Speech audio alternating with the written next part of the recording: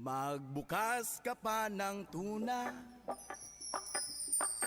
at kukulangin ang isa.